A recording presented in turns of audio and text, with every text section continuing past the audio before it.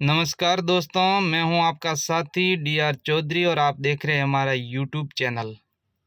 जैसा कि आपको बता दूं कि 26 जनवरी के लिए शानदार भाषण तैयार करने के लिए मैं आपके सामने एक भाषण लेकर आ रहा हूं। इनको आप पढ़कर कहीं पर मैं अभी ये पूरा भाषण को है पढ़ूंगा और आप भी इस प्रकार का भाषण ये लिखकर कहीं अपने स्कूल में, विद्यालय में गणतंत्र दिवस के शुभ अवसर पर इस भाषण को आप सुना सकते हैं। तो सबसे पहले आपको क्या करना है, देखिए इस लाइनों के माध्यम से समझते हैं कि जैसे ही अपन मंच पर जाते हैं तो सबसे पहले सर्वप्रथम मंच पर विराजमान माँ शारदे को नमन करती हूँ, या मतलब करती हूँ, या लड़का हो तो करता हूँ। आप सभी को प्रणाम करती हूँ या करता हूँ। जो लड़का हो तो करता आएगा और लड़की है तो करती हूँ आएगा। यहाँ पर एक बालिका के लिए लिखा गया है, इसलिए वहाँ स्त्रीलिंग में भाषण है। सर्वप्रथम मंच पर विराजमान माँ शारदे को नमन करता हूँ, आप सभी को प्रणाम करता हूँ। परम सम्मानीय मुख्य अतिथि, आदरणीय प्रधानाध्यापक एवं मेरे देवतुल्य गुरुजनों, गांव से पधारे हुए समस्त मेहमानों एवं सामने विराजे मेरे सहपाठी और भारत के भावी निर्माता, आप सभी को गणतंत्र दिवस की शुभकामनाएं प्रेषित करता हूं। आप ये मतलब शब्दों को बढ़ा चढ़ाकर कह सकते हैं, जो शब्दों की सुंदरता बढ़े। अगली लाइन में आपको बोलना है कि किसी जो बोल रहा है उस विद्यार्थी का नाम होना चाहिए कि मेरा नाम ये है, मैं कक्षा 7वीं का आज गणतंत्र दिवस के उपलक्ष्य में अपने विचारों को साझा करूँगा या करना चाहूँगी। फिर इस भाषण को थोड़ी मतलब सुंदरता बढ़ जाए, इसलिए मैंने एक शायरी लिखी है देशभक्ति की कि इतनी सी बात हवाओं को बताए रखना, रोशनी होगी इन चिराओं को जलाए रखना। कि इतनी सी बात हवाओं को बताए रखना, रोशनी होगी इन चिराओं को जलाए रखना। खून दे के की है जिसकी हिफाजत हमने, ऐसे तिरंगे को हमेशा अपने दिलों में बसाए रखना, हमेशा अपने दिलों में बसाए रखना, जिससे भाषण की और भी सुंदरता बढ़ती है। अगली पंक्तियां हैं जो इससे भी रोचक होगी। मैं नहीं मानता कि केवल एक दिन 15 अगस्त और एक दिन 26 जनवरी पर भारत माता के नारे लगाने से राष्ट्रभक्ति है। महोदय, यह सदी जिसमें नीति, नियम, नैतिकता जैसे मूल्यों की धज्जियां उड़ाते लोग नजर आते हैं, ये वो सदी है जहाँ सत्य, अहिंसा, सदाचार, सैन्य जैसे मूल्यों का कोड़ियों के भाव से बेचते लोग नजर आते हैं। और ये वो सदी है जहाँ दो सगे भाई भी शांति, अमन, चैन के साथ बड़ी मुश्किल से जीते नजर आते हैं।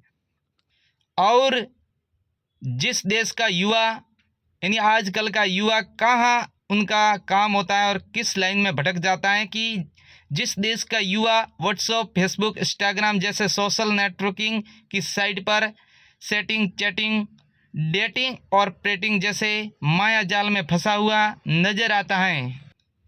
अरे मुझे तकलीफ तो तब होती है जब आज का युवा जवान, जिसको कंधों पर जिम्मेदारी है राष्ट्र निर्माण की और देश समाज को जोड़ कर रखने की, वही युवा आज पबजी गेम में और नशे की लत में भीगता नजर आता है।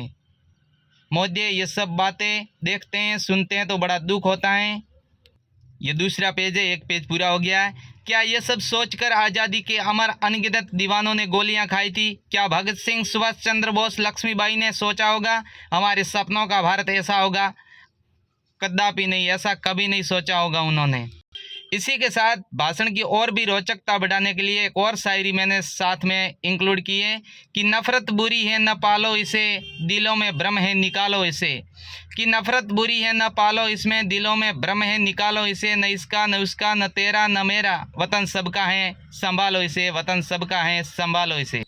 अब महोदय, मैं ऐसी बात बताने जा रहा हूँ कि वर्तमान समय में अब समय नहीं है कुर्बानी देने का, केवल आप देश के लिए ईमानदारी कुछ अच्छा कार्य करो तो देशभक्ति है।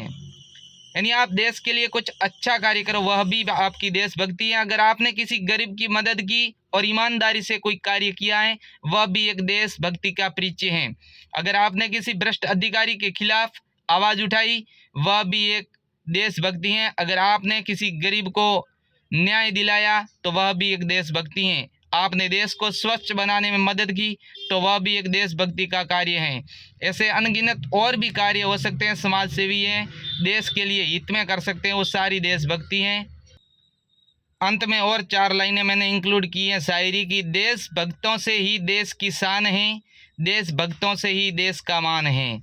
कि देशभक्ति से ही देश की शान है, देशभक्तों से ही देश का मान है। हम उस देश के फूल है यारो, जिस देश का नाम हिंदुस्तान है, जिस देश का नाम हिंदुस्तान है।